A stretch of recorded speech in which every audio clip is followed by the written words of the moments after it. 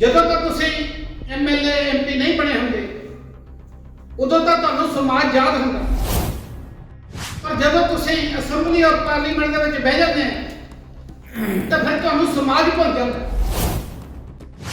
ਆਪਾਂ ਇੱਕ ਗੈਰ ਰਾਜਨੀਤਿਕ ਸੰਗਠਨ ਇਹੋ ਜਿਹਾ ਖੜਾ ਕਰ ਦਈਏ ਕਿ ਜਿੱਥੋਂ ਉਹਨੂੰ ਖਤਰਾ ਬਣ ਜਾਵੇ ਕਿ ਹੁਣ ਮੈਂ ਜਿਹੜਾ ਸਮਾਜ ਦੇ ਵਿੱਚ ਜਾਣਾ ਮੇਰਾ ਮੁਸ਼ਕਲ ਹੈ।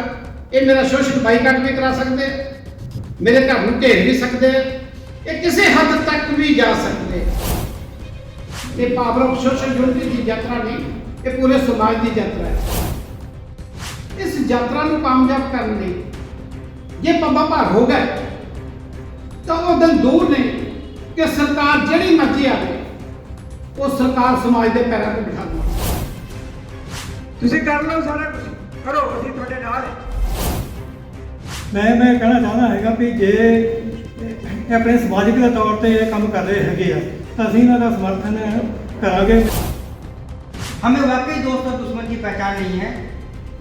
यदि हम दोस्त और दुश्मन की पहचान कर लें तो हमारी जीत दूर नहीं है। संगठन बड़ी चीज़ है, उसके साथ चलें। यदि संगठन और सिद्धांतों में मतभेद हो, ऐसे संगठन को भी लात मार दो, नवनिर्माण हो जाएगा। कोई कदम सिरे चढ़ाई नहीं हमारा। क्यों? जब मशवरे हम करते 20 लोग बैठे हैं, हमारे 25 लाने होती है। संगठन बनाने से पहले ही टूट जाते हैं हमारे। कदम उठाया इन्होंने और चल पड़े। और मैं दावे के साथ कह सकता हूँ, यकीन के साथ कह चढ़ सकता हूँ, इनके दिल में क्रोध मुझे नहीं दिखाई देता। इसको कामयाब करना ये हमारे सबकी नैतिक, भौतिक और हर तरह से ये हमारी जिम्मेदारी बनती है। कि ਆਪਾਂ ਇਸ ਯਾਤਰਾ ਨੂੰ ਦੇ ਵਿੱਚ ਬੰਦ ਕਰਨੀ ਹੈ, ਇਹਨੂੰ ਸਫਲ ਬਣਾਉਣਾ ਹੈ। ਸਮਾਜ ਜਿਹੜਾ ਹੈ ਨਾ, ਜਦੋਂ ਉਹਦੇ ਹੱਕ ਦੇ ਵਿੱਚ ਕਿਤੇ ਆਵਾਜ਼ ਨਿਕਲਦੀ ਹੈ, ਸਮਾਜ ਤਾਂ ਕਦੀ ਵੀ ਭੁੱਲਦਾ ਹੀ ਨਹੀਂ। ਉਹਨਾਂ ਸਰਕਾਰਾਂ ਨੂੰ ਭਾਵੇਂ ਉਹ ਸਾਡੇ ਅਗੇਂਸਟ ਕੰਮ ਕਰ ਰਹੀਆਂ, ਪਰ ਬਾਬਾ ਸਾਹਿਬ ਦੀ ਫੋਟੋ ਦੇ ਅੱਗੇ ਨਤਮਸਤਕ ਹੋਣਾ ਹੀ ਪੈ ਰਿਹਾ।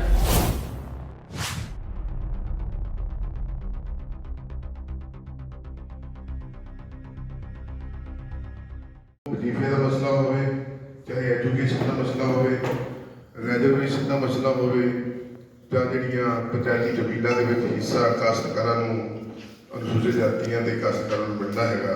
ਬਹੁਤ ਸਾਰੀਆਂ ਸਮੱਸਿਆਵਾਂ ਹਨ, ਬਹੁਤ ਸਾਰੇ ਮੁੱਦੇ ਹਨ, ਬਹੁਤ ਜਿਹਨੂੰ ਕਹਿੰਦੇ ਕਿ ਐਂਡਲੈਸ ਲਿਸਟ ਹੈਗੀ ਆ।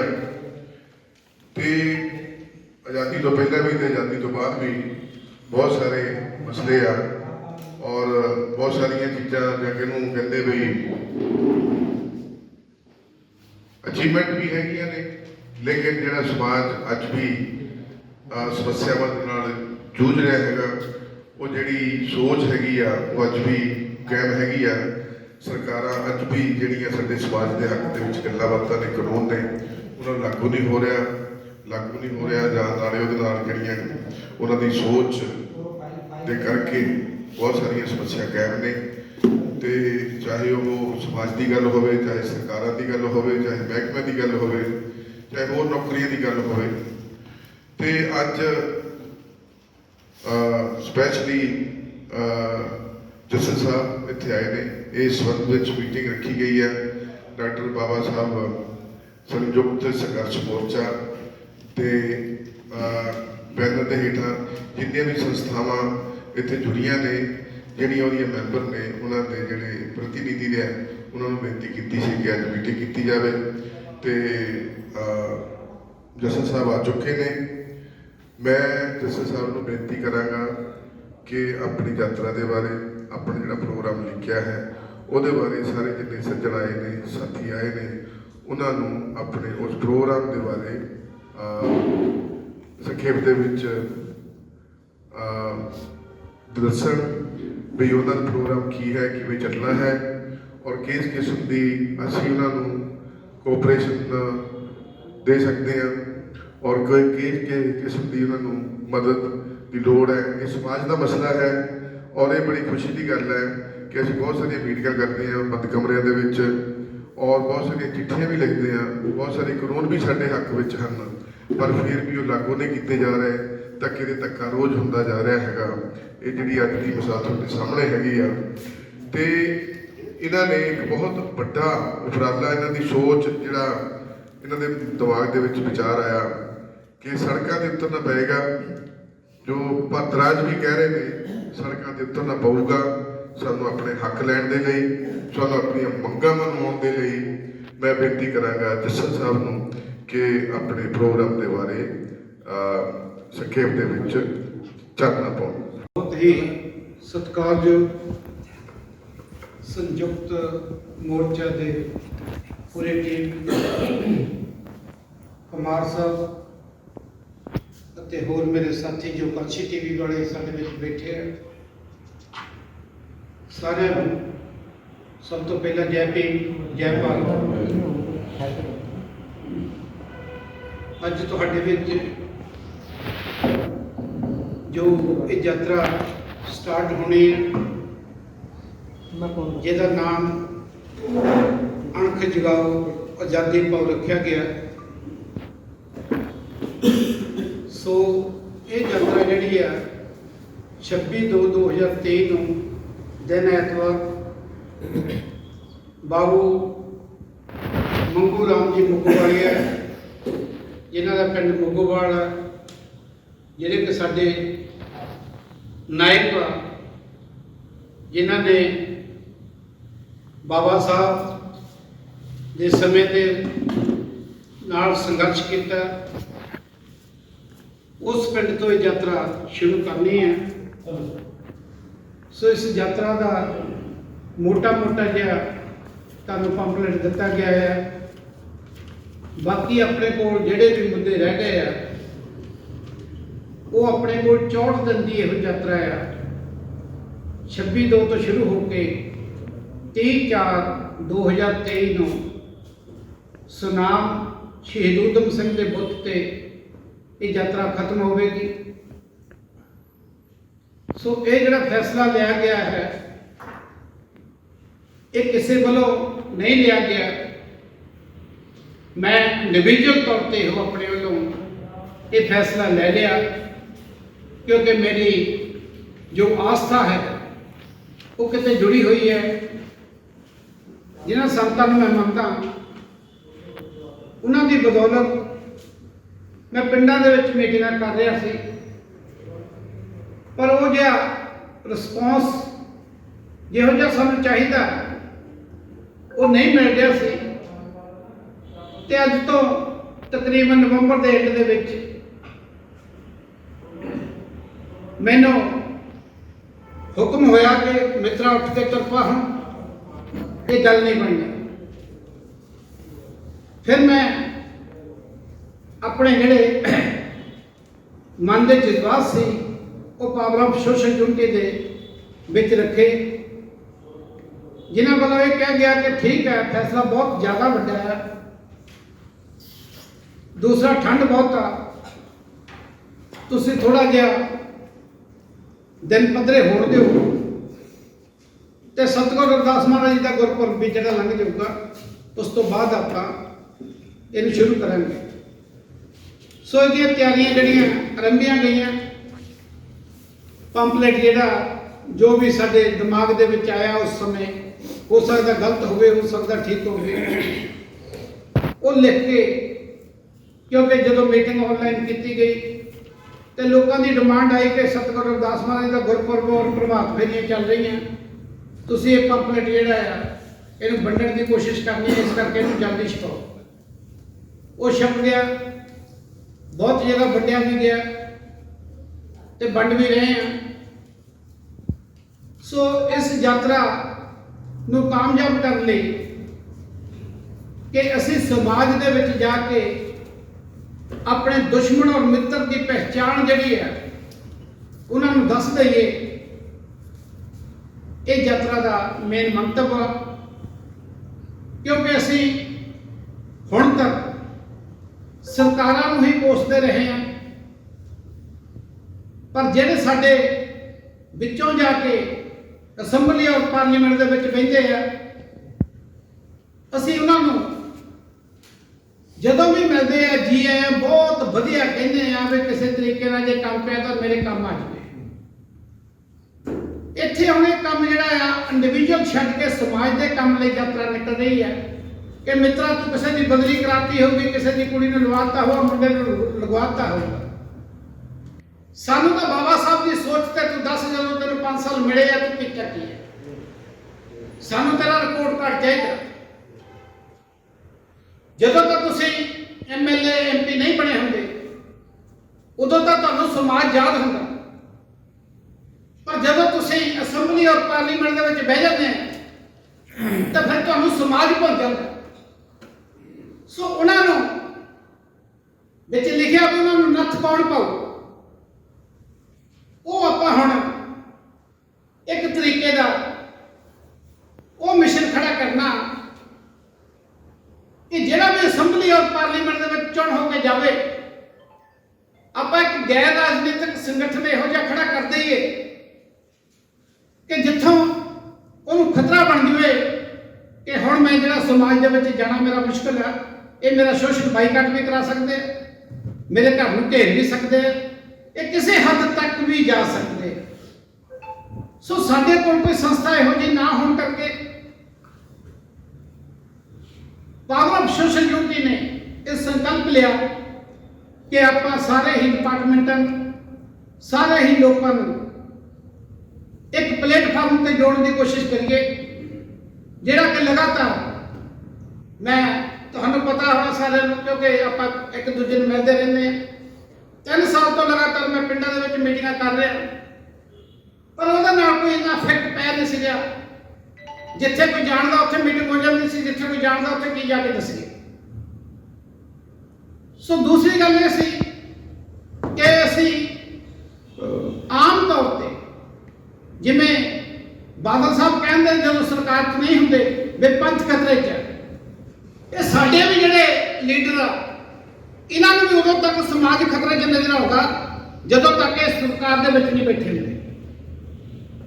ਉਦੋਂ ਇਹਨਾਂ ਨੂੰ ਆਪੋਜੀਸ਼ਨ ਦੇ ਲੀਡਰ ਵੀ ਬਣਾਤਾ ਜਾਂਦਾ, ਪਰ ਜਦੋਂ ਸਰਕਾਰ ਬਣ ਜਾਂਦੀ ਹੈ ਤੇ ਉਦੋਂ ਇਹਨਾਂ ਨੂੰ ਸਭ ਕੁਝ ਭੁੱਲ ਜਾਂਦਾ। ਚਾਹੇ ਕੋਈ ਵੀ ਪਾਰਟੀ ਆ, ਚਾਹੇ ਅੱਜ ਦੀ ਸਰਕਾਰ ਲਾ ਲਓ, ਚਾਹੇ ਪਿਛਲੀਆਂ ਸਰਕਾਰਾਂ ਲਾ ਲਓ, ਚਾਹੇ ਕਾਂਗਰਸ ਦੀ ਸਰਕਾਰ, ਚਾਹੇ ਅਕਾਲੀਆਂ ਦੀ, ਚਾਹੇ BJP ਦੀ, ਚਾਹੇ ਆਮ ਆਦਮੀ ਪਾਰਟੀ ਦੀ, ਕੋਈ ਵੀ ਸਰਕਾਰ ਜਿਹੜੀ ਬਣੀ ਹੈ ਉਹਦੇ ਵਿੱਚ ਸਾਡੇ ਵਿਧਾਇਕਾਂ ਨੇ ਜੇ ਪ੍ਰੋਪਰ ਰੋਲ ਨਿਭਾਇਆ ਹੁੰਦਾ, ਬਾਬਾ ਸਾਹਿਬ ਦੀ ਸੋਚ ਤੇ ਚੱਲੇ ਹੁੰਦੇ ਤਾਂ ਅੱਜ ਅਸੀਂ ਗੁਲਾਮ ਨਾ ਬਣਦੇ। ਅੱਜ ਅਸੀਂ ਮਾਰੇ ਇਦਾਂ ਨਾ ਤੁਰੇ ਫਿਰਦੇ। ਸੋ ਸਾਨੂੰ ਆਉਣ ਵਾਲੇ ਸਮੇਂ ਦੇ ਵਿੱਚ ਇਹੋ ਜਿਹੇ ਡਿਸੀਜਨ ਲੈਣ ਲਈ ਆਪਣੇ ਲੋਕਾਂ ਦੇ ਵਿੱਚ ਜਾਣਾ ਪੈਣਾ, ਔਰ ਜਾ ਕੇ ਸਾਨੂੰ ਆਪਣੇ ਸਮਾਜ ਨੂੰ 5% ਜਿਸ ਦਿਨ ਇਹ ਸਮਾਜ ਇਸ ਪਲੇਟਫਾਰਮ ਤੇ ਜੁੜਨ ਦੀ ਕੋਸ਼ਿਸ਼ ਕਰੂਗਾ ਤੇ ਉਸ ਦਿਨ ਤੋਂ ਬਾਅਦ ਜਿਹੜੇ ਸ਼ਰੇਆਮ ਆ ਕੇ ਸਾਡੇ ਵਿੱਚ ਬਹਿ ਜਾਂਦੇ ਆ, ਲਓ ਜੀ ਅਸੀਂ ਪਾਰਟੀ ਦਾ ਕੋਈ ਵੀ ਹੋਵੇ, ਅਸੀਂ ਤਾਂ ਤੁਹਾਡੇ ਸਮਾਜ ਦੇ ਆ। ਤੇ ਮੈਂ ਪਿੱਛੇ ਜੇ ਇੱਕ ਬੰਦੇ ਨੂੰ ਕਹਿ ਵੀ ਦਿੱਤਾ ਵੀ ਸਮਾਜ ਤਾਂ ਉਨੀ ਦੇਰ ਤੱਕ, ਜਿੰਨੀ ਦੇਰ ਤੱਕ ਤੂੰ MLA ਨਹੀਂ ਬਣਦਾ, ਉਸ ਤੋਂ ਬਾਅਦ ਤਾਂ ਸਮਾਜ ਖਤਮ ਹੋ। ਚੰਨੀ ਨੂੰ ਵੀ ਸਮਾਜ ਉਨੀ ਦੇਰ ਤੱਕ ਹੀ ਦੱਸਦਾ ਸੀ, ਮੁੱਖ ਮੰਤਰੀ ਬਣ ਗਿਆ ਸਮਾਜ ਭੁੱਲ ਗਿਆ, ਕਿਉਂਕਿ ਸਮਾਜ ਦਾ ਡੰਡਾ ਮਜ਼ਬੂਤ ਨਹੀਂ, ਸਮਾਜ ਦੇ ਕੋਲ ਤਾਕਤ ਨਹੀਂ ਕਿ ਹੁਣ ਚੰਨੀ ਨੂੰ ਅਸੀਂ ਬਾਈਕਾਟ ਕਰ ਦਈਏ। ਹੁਣ ਵੀ ਸਾਡੇ ਬੰਦੇ ਵਿੱਚ ਤੁਰੇ ਫਿਰਦੇ। ਸੋ ਸਾਨੂੰ ਲੋੜ ਆ ਕਿ ਅਸੀਂ ਇੰਡੀਵਿਜੂਅਲ ਤੌਰ ਤੇ ਠੀਕ ਹੈ ਜਿੱਥੇ ਮਰਜ਼ੀ ਜੁੜੇ ਆ, ਪਰ ਸਮਾਜ ਜਦੋਂ ਖਤਰੇ ਦੇ ਵਿੱਚ ਹੈ, ਫਿਰ ਉਹ ਬੰਦਾ ਸਾਡੇ ਨਾਲ ਧੋਖਾ ਕਰਦਾ ਹੈ, ਤੇ ਫਿਰ ਸਾਨੂੰ ਲੋੜ ਆ ਕਿ ਸਮਾਜਿਕ ਤੌਰ ਤੇ ਅਸੀਂ ਫੈਸਲੇ ਜਿਹੜੇ ਲਈਏ, ਅਸੀਂ ਸਮਾਜ ਦੇ ਤੌਰ ਤੇ ਜਿਹੜੇ ਫੈਸਲੇ ਲਈਏ, ਉਹਨਾਂ ਫੈਸਲਿਆਂ ਨੂੰ ਲੈਣ ਦੀ ਖਾਤਰ ਇਹ ਇੱਕ ਛੋਟਾ ਜਿਹਾ ਉਪਰਾਲਾ ਆ। ਤੇ ਮੈਂ ਤੁਹਾਡੇ ਵਿੱਚ ਇਸ ਕਰਕੇ ਆਇਆ ਕਿ ਇਹ ਯਾਤਰਾ ਤੁਹਾਡੇ ਸਹਿਯੋਗ ਤੋਂ ਬਿਨਾਂ ਕਾਮਯਾਬ ਨਹੀਂ ਹੋ ਸਕਦੀ। ਬਹੁਤ ਸਾਰੇ ਤੁਹਾਡੇ ਮਨਾਂ 'ਚ ਕੁਐਸਚਨ ਹੋਣਗੇ, ਜਦ ਸਾਡਾ ਨਾਂ ਹੈ ਨਹੀਂ ਇਹਦੇ ਤੇ, ਜਿਹੜਾ ਮਰਜ਼ੀ ਨਾਮ ਲਿਖ ਕੇ ਤੁਸੀਂ ਸਪੋਰਟ ਕਰ ਸਕਦੇ ਹੋ, ਕਿਸੇ ਨੂੰ ਮਨਾ ਨਹੀਂ ਕਰ। ਇਹ ਪਾਵਰ ਆਫ ਸੋਸ਼ਲ ਯੂਨਿਟੀ ਦੀ ਯਾਤਰਾ ਨਹੀਂ, ਇਹ ਪੂਰੇ ਸਮਾਜ ਦੀ ਯਾਤਰਾ ਹੈ। ਕਿਸੇ ਨਾ ਕਿਸੇ ਨੂੰ ਤਾਂ ਇਨੀਸ਼ੀਏਟ ਲੈਣਾ ਪੈਣਾ ਸੀ, ਇਨੀਸ਼ੀਏਟ ਲੈ ਲਿਆ। ਹੋ ਸਕਦਾ ਮੈਂ ਗਲਤ ਵੀ ਹੋਵਾਂ, ਹੋ ਸਕਦਾ ਮੈਂ ਕਈ ਪ੍ਰੀਕਾਸ਼ਨਸ ਨਹੀਂ ਦੇਖੀਆਂ ਹੋਣਗੀਆਂ। ਆਪਾਂ ਜਦੋਂ ਇਕੱਠੇ ਹੋ ਗਏ ਤਾਂ ਆਪਾਂ ਬਹੁਤ ਸਾਰਾ ਕੁਝ ਕਰ ਸਕਦੇ ਹਾਂ। ਸੋ ਮੇਰਾ ਇੱਕੋ ਹੀ ਬੇਨਤੀ ਹੈ ਤੁਹਾਨੂੰ ਸਾਰਿਆਂ ਨੂੰ ਕਿ ਆਪਾਂ ਲੋਕ ਇਸ ਯਾਤਰਾ ਨੂੰ ਕਾਮਯਾਬ ਕਰਨ ਲਈ ਜੇ ਪੱਬਾਂ ਭਾਰ ਹੋ ਗਏ ਤਾਂ ਉਹ ਦਿਨ ਦੂਰ ਨੇ ਕਿ ਸਰਕਾਰ ਜਿਹੜੀ ਮਰਜ਼ੀ ਆਵੇ ਉਹ ਸਰਕਾਰ ਸਮਾਜ ਦੇ ਪੈਰਾਂ ਤੇ ਬਿਠਾ ਦੇਵਾਂਗੇ। ਸਾਨੂੰ ਸਰਕਾਰਾਂ ਨਾਲ ਮਤਲਬ ਨਹੀਂ ਕਿ ਕਿਹਦੀ ਸਰਕਾਰ ਆ, ਸਾਨੂੰ ਮਤਲਬ ਸਾਡੇ ਸਮਾਜ ਨਾਲ ਆ। ਸਾਡੀਆਂ ਜਿਹੜੀਆਂ 34 ਸੀਟਾਂ ਤੇ ਜਿੱਤ ਕੇ ਜਾ ਕੇ ਅੰਦਰ ਬਹਿੰਦੇ ਆ ਔਰ 131 ਐਮਪੀ ਦੀਆਂ ਸੀਟਾਂ ਤੇ ਜਾ ਕੇ ਪਾਰਲੀਮੈਂਟ 'ਚ ਬਹਿੰਦੇ ਆ, ਸਾਡਾ ਕੁਐਸਚਨ ਸਭ ਤੋਂ ਪਹਿਲਾਂ ਉਹਨਾਂ ਤੱਕ ਆ ਵੀ ਮਿੱਤਰੋ ਜਾ ਕੇ ਆਪਣੇ ਜਿੱਥੇ ਜਾ ਕੇ ਖੜਨਾ ਖੜ ਜਾਓ। ਤੇ ਜੇ ਤੁਸੀਂ ਬਾਬਾ ਸਾਹਿਬ ਦੀ ਸੀਟ ਤੋਂ ਜਿੱਤ ਕੇ ਗਏ ਆ ਤੇ ਸਮਾਜ ਦੇ ਅਗੇਂਸਟ ਉੱਥੇ ਗੱਲ ਕੀਤੀ ਆ, ਅਸੀਂ ਤੁਹਾਨੂੰ ਨਿਕਲ ਨਹੀਂ ਦੇਣਾ। ਜਿੱਥੇ ਮਰਜ਼ੀ ਭੱਜ ਲਿਓ। ਸੋ ਲੋੜ ਆ ਸਾਨੂੰ, ਹੋ ਸਕਦਾ ਕਿ ਮੈਂ ਆਪਣੀ ਜ਼ਿੰਦਗੀ 'ਚ ਨਾ ਦੇਖਾਂ, ਹੋ ਸਕਦਾ ਕਿ ਲੋਕ ਜਿਵੇਂ ਜਾਗਦੇ ਆ ਇੱਕਦਮ ਜੁੜ ਜਾਣ। ਸਾਨੂੰ ਅੱਜ ਲੋੜ ਆ ਕਿ ਅਸੀਂ ਆਪਣੇ ਸਮਾਜ ਨੂੰ ਪਹਿਲਾਂ ਜੋੜ ਲਈਏ, ਫਿਰ ਦੇਖਾਂਗੇ ਕਿ ਕਿਹੜਾ ਸਾਨੂੰ ਗੁਲਾਮ ਕਰਦਾ। ਇਸ ਸੋਚ ਨੂੰ ਲੈ ਕੇ ਇਹ ਜਿਹੜੀ ਯਾਤਰਾ ਆ ਇਹ ਰੰਭੀ ਜਾਣੀ ਹੈ। ਇਹਦੇ ਵਿੱਚ ਲਿਖਿਆ ਹੋਇਆ ਸਾਰੀਆਂ ਹੀ ਧਾਰਮਿਕ, ਸਮਾਜਿਕ, ਕਰਮਚਾਰੀ ਅਤੇ ਲੋਕਾਂ ਨੂੰ ਸਹਿਯੋਗ ਦੇ ਨਾਲ ਇਹ ਯਾਤਰਾ ਨਿਕਲ ਰਹੀ ਹੈ। ਸੋ ਇਹਦੇ ਵਿੱਚ ਸਾਰਾ ਸਮਾਜ ਆ ਜਾਂਦਾ, ਕੋਈ ਬਾਹਰ ਨਹੀਂ ਰਹਿ ਜਾਂਦਾ। ਸੋ ਮੈਂ ਬੇਨਤੀ ਕਰੂੰਗਾ ਸੰਯੁਕਤ ਮੋਰਚਾ ਦੇ ਜਿੰਨੇ ਵੀ ਸਾਡੇ ਮੈਂਬਰ ਆ ਕਿ ਤੁਸੀਂ ਵੀ ਇਹਦੇ ਸਪੋਰਟ ਦੇ ਵਿੱਚ ਆਪਣੇ ਵੱਲੋਂ ਬਿਆਨ ਲਾਉਣੇ ਸ਼ੁਰੂ ਕਰੋ, ਅਖਬਾਰਾਂ 'ਚ ਦਿਓ। ਕੋਈ ਸਾਡਾ ਮਤਭੇਦ ਹੋਇਆ ਆਪਾਂ ਬੈਠ ਕੇ ਕਰ ਲਵਾਂਗੇ, ਕਿਉਂਕਿ ਆਪਾਂ ਵਿਚਾਰਾਂ ਦੀ ਲੜਾਈ ਲੜਨੀ ਹੈ। ਸੋ ਜਿੱਥੇ ਤੱਕ ਆਰਥਿਕ ਮਦਦ ਦਾ ਸੰਬੰਧ ਹੈ, ਉਹ ਤੁਹਾਨੂੰ ਵੀ ਪਤਾ ਸਾਰਿਆਂ ਨੂੰ ਕਿ ਮੈਂ ਆਪਣੇ ਸਮਾਜ ਤੇ ਜ਼ਰੂਰ ਮਾਣ ਕਰਦਾ। ਜੇ ਮੈਂ ਸੋਚਾਂ ਕਿ ਮੈਂ ਪੈਸੇ ਦਾ ਪ੍ਰਬੰਧ ਕਰਕੇ ਤੁਰਿਆ, ਬਿਲਕੁਲ ਨਹੀਂ ਤੁਰਿਆ, ਪਰ ਮੈਨੂੰ ਆਪਣੇ ਸਮਾਜ ਤੇ ਯਕੀਨ ਬਹੁਤ ਆ। ਜੇਕਰ ਮੇਰਾ ਸਮਾਜ ਚਾਹੇ ਤਾਂ ਉਹ ਤਾਂ ਆਟਾ ਦਾਣੇ ਗੁਰਦੁਆਰੇ ਬਣਾਤੇ ਉਹਨਾਂ ਦੇ ਪਾ ਕੇ ਪਿੰਡਾਂ ਦੇ ਵਿੱਚ, ਤੇ ਜੇ ਸਮਾਜ ਚਾਹੇ ਤਾਂ ਇਹ ਰੈਲੀ ਨੂੰ ਜਦੋਂ ਮਰਜ਼ੀ ਕਾਮਯਾਬ ਕਰ ਸਕਦਾ, ਇਸ ਯਾਤਰਾ ਨੂੰ ਜਦੋਂ ਮਰਜ਼ੀ ਕਾਮਯਾਬ ਕਰ ਸਕਦਾ। ਪਰ ਮੈਂ ਚਾਹੁੰਦਾ ਕਿ ਜੇਕਰ ਅਸੀਂ ਆਰਥਿਕ ਤੌਰ ਤੇ ਮਜ਼ਬੂਤ ਆ ਤੇ ਅਸੀਂ ਵੀ ਬਾਬਾ ਸਾਹਿਬ ਦਾ ਜਿਹੜੀ ਗੱਲ ਸੰਕਲਪ ਲਿਆ ਹੋਇਆ ਕਿ ਤੁਸੀਂ ਲੋਕ ਜਿਹੜੇ ਇਕਨੋਮਿਕਲੀ ਸੌਂਗਾ, ਤੇ ਅਸੀਂ ਆਪਣੇ ਲੋਕਾਂ ਦਾ ਪਿੰਡਾਂ ਦੇ ਵਿੱਚ ਜਿਹੜੇ ਬੈਠੇ ਆ ਉਹਨਾਂ ਦਾ ਸਾਥ ਲੈ ਲਈਏ। ਪੈਸੇ ਦੇ ਤੌਰ ਤੇ ਜਿਹੜੇ ਅਸੀਂ ਲੋਕ ਆ, ਅਸੀਂ ਥੋੜਾ ਥੋੜਾ ਕਰਕੇ ਕੋਈ 100, ਕੋਈ 200, ਕੋਈ 500, ਕੋਈ 1000, ਜਿੰਨੀ ਵੀ ਕਿਸੇ ਦੀ ਕਪੈਸਿਟੀ ਹੈ ਉਹਦੇ ਹਿਸਾਬ ਨਾਲ ਮਦਦ ਕਰੀਏ। ਤੇ ਸੰਯੁਕਤ ਮੋਰਚਾ ਜਿਹੜਾ ਆ ਉਹਨਾਂ ਨੂੰ ਵੀ ਸਾਡੀ ਬੇਨਤੀ ਆ ਉਹਨਾਂ ਦੇ ਕੋਲ ਕਿ ਜੋ ਵੀ ਉਹ ਇਕਨੋਮਿਕਲ ਵੀ ਮਦਦ ਕਰ ਸਕਦੇ ਉਹ ਵੀ ਕਰਨ ਦੀ ਕੋਸ਼ਿਸ਼ ਕਰਨ।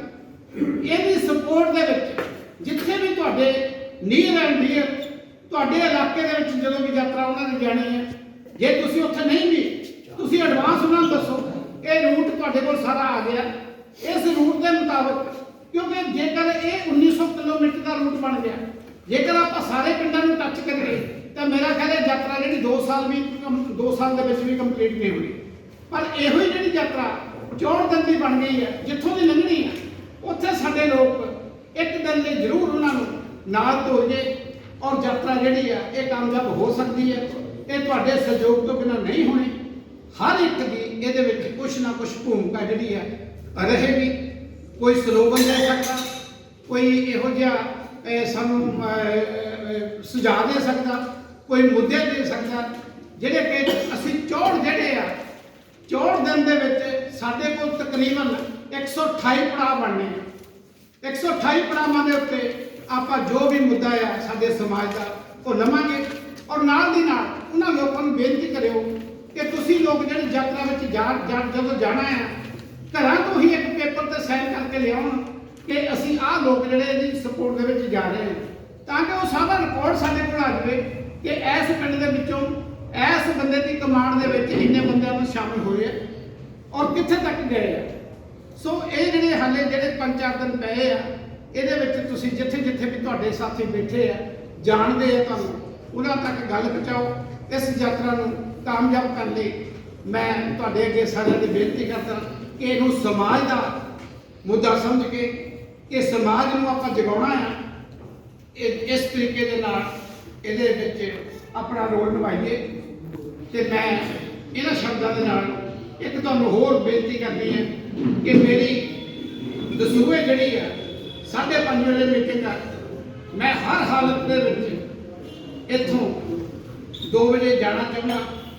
ਹੋ ਸਕਦਾ ਤੁਹਾਡੇ ਕੁਐਸਚਨ ਕੁਛ ਹੋਣ, ਮੈਂ ਜਵਾਬ ਨਾ ਦੇ ਸਕਾਂ, ਫਿਰ ਤੇ ਆਪਾਂ ਮਿਲਦੇ ਰਹਿਣਾ, ਪਰ 2 ਵਜੇ ਤੱਕ ਜਿੰਨਾ ਕੁ ਵੀ ਆਪਾਂ ਕੰਮ ਕਰ ਸਕਦੇ ਹਾਂ ਉਹ ਮੈਂ ਦੱਸਣ ਦੀ ਕੋਸ਼ਿਸ਼ ਕਰੂੰਗਾ। ਕਈਆਂ ਦੇ ਮਨ 'ਚ ਕਈ ਸ਼ਿਕਾਇਤਾਂ ਹੋਣਗੀਆਂ, ਕਈ ਸ਼ਿਕਵੇ ਮਿਲੇ ਹੋਣਗੇ, ਸੋ ਉਹਨਾਂ ਨੂੰ ਸਾਰਿਆਂ ਨੂੰ ਪੁੱਛ ਕੇ ਆਪਾਂ ਸਮਾਜ ਦੇ ਲਈ ਇਕੱਠੇ ਹੋ ਜਾਈਏ।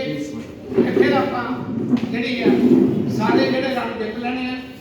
ਸੋ ਇਹਨਾਂ ਹੀ ਸ਼ਬਦਾਂ ਦੇ ਨਾਲ, ਕਿਉਂਕਿ ਕੁਮਾਰ ਸਾਹਿਬ ਸਾਡੇ ਨਾਲ ਆਨਲਾਈਨ ਮੀਟਿੰਗਾਂ 'ਚ ਵੀ ਜੁੜੇ ਆ, ਓਮਕਾਰ ਨਾਥ ਜੀ ਭਵਨ ਤੇ ਗਏ ਸੀ, ਇਹਨਾਂ ਦੀ ਅੱਜ ਕੱਲ੍ਹ ਵੀਡੀਓ ਵੀ ਜਿਹੜੀ ਕਲਸ਼ੀ ਟੀਵੀ ਤੇ ਵਾਇਰਲ ਹੋਈ ਹੈ।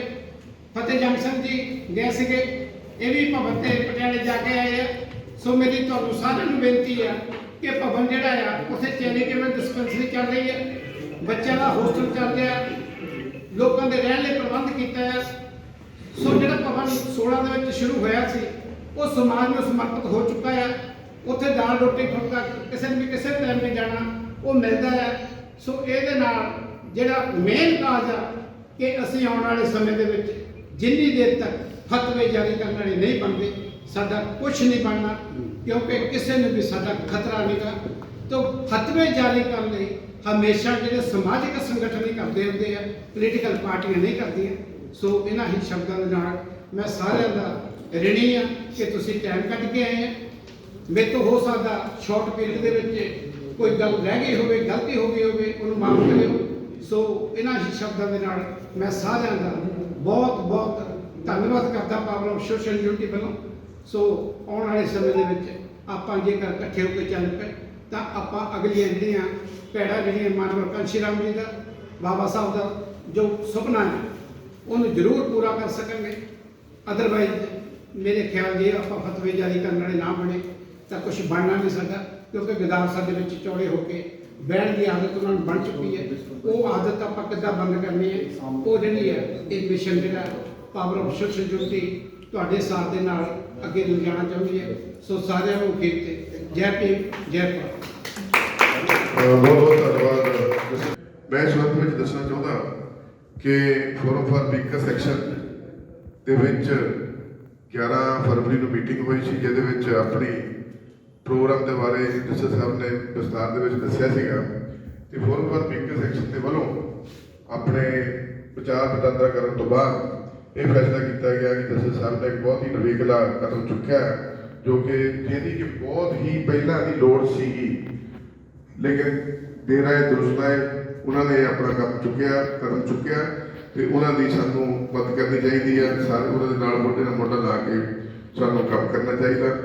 ਤੇ 26 ਫਰਵਰੀ ਨੂੰ ਸਾਡੇ ਚੰਡੀਗੜ੍ਹ ਮੋਹਾਲੀ ਤੋਂ ਤਕਰੀਬਨ 18-20 ਬੰਦੇ ਅਸੀਂ ਜਾ ਰਹੇ ਹਾਂ ਇਸ ਯਾਤਰਾ ਦੇ ਵਿੱਚ ਸ਼ਾਮਲ ਹੋਣ ਦੇ ਲਈ।